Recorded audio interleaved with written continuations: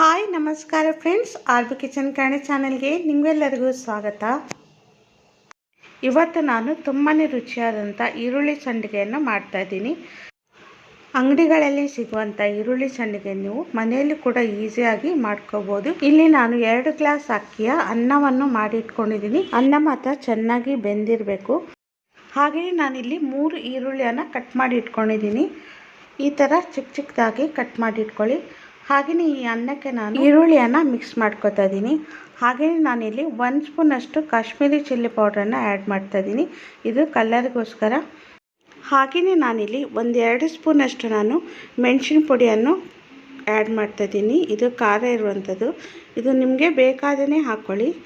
ಹಾಗೆಯೇ ರುಚಿಗೆ ತಕ್ಕಷ್ಟು ನಾನು ಉಪ್ಪು ಹಾಕ್ಕೊಂಡು ಈ ಥರ ಚೆನ್ನಾಗಿ ಮಿಕ್ಸ್ ಮಾಡ್ಕೋಬೇಕು. ಈಗ ನಾನು ಗ್ರೈಂಡರಲ್ಲಿ ರುಬ್ಕೋತಾ ಇದ್ದೀನಿ. ನೀವು ಮಿಕ್ಸಿ ಜಾರಲ್ಲಿ ಹಾಕ್ಕೊಂಡು ಕೂಡ ರುಬ್ಕೋಬೋದು. ರುಬ್ಬುವಾಗ ಇದಕ್ಕೆ ಬಿಸಿನೀರನ್ನೇ ಹಾಕ್ಕೊಂಡು ರುಬ್ಕೊಳ್ಳಿ. ತಣ್ಣಗೆ ನೀರು ಹಾಕ್ಕೋಬೇಡಿ. ತಣ್ಣಗೆ ನೀರು ಹಾಕೋದ್ರಿಂದ ಸಂಡಿಗೆ ಒಡೆದೋಗುತ್ತೆ. ಹಾಗಾಗಿ ಬಿಸಿನೀರನ್ನು ಹಾಕ್ಕೊಂಡು ರುಬ್ಕೋಬೇಕು.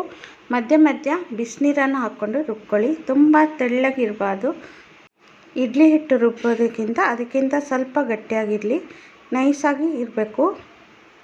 ಈರುಳ್ಳಿ ಸಂಡಿಗೆಯನ್ನು ನೀವು ಅಕ್ಕಿಯಿಂದ ಕೂಡ ಮಾಡ್ಕೋಬೋದು. ಅಕ್ಕಿಯನ್ನು 2 ದಿನ ನೆನೆ ಹಾಕಿ ಅದಕ್ಕೆ ಈರುಳ್ಳಿನೂ ಕೂಡ ಹಾಕ್ಕೊಳ್ಳಿ.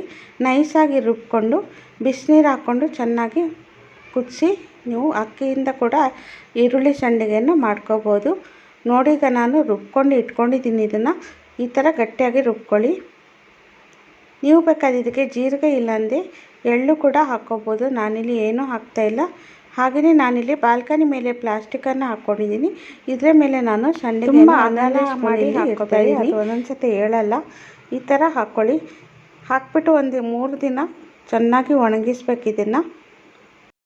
ನೋಡಿ, ಈಗ ನಾನು ಇದನ್ನು ಎಲ್ಲವನ್ನು ಹಾಕ್ಕೊಂಡಾಯಿತು. ಈಗ ನಿಮ್ಗೆ ಇದನ್ನು ಸಾಯಂಕಾಲ ನಾನು ತೋರಿಸ್ತೀನಿ. ನೋಡಿ, ಇದು ಸಾಯಂಕಾಲ ಆಗುವಾಗ ಇಷ್ಟು ಒಣಗಿದೆ.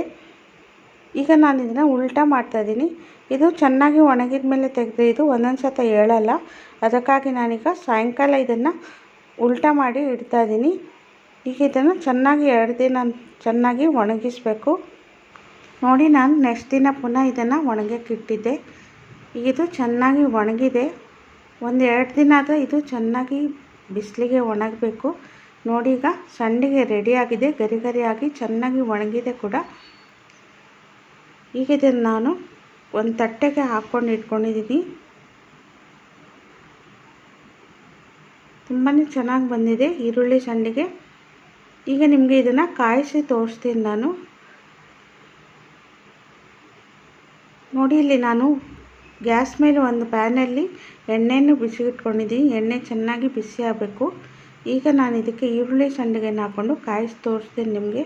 ತುಂಬಾ ಚೆನ್ನಾಗಿ ಗರಿ ಗರಿಯಾಗಿ ನೀವು ಕೂಡ ಅಂಗಡಿಯಲ್ಲಿ ಸಿಗುವಂಥ ಈರುಳ್ಳಿ ಸಂಡಿಗೆಯನ್ನು ಮನೆಯಲ್ಲಿ ಈಸಿಯಾಗಿ ಮಾಡ್ಕೋಬೋದು. ತುಂಬಾ ರುಚಿಯಾಗಿರುತ್ತೆ ಇದು.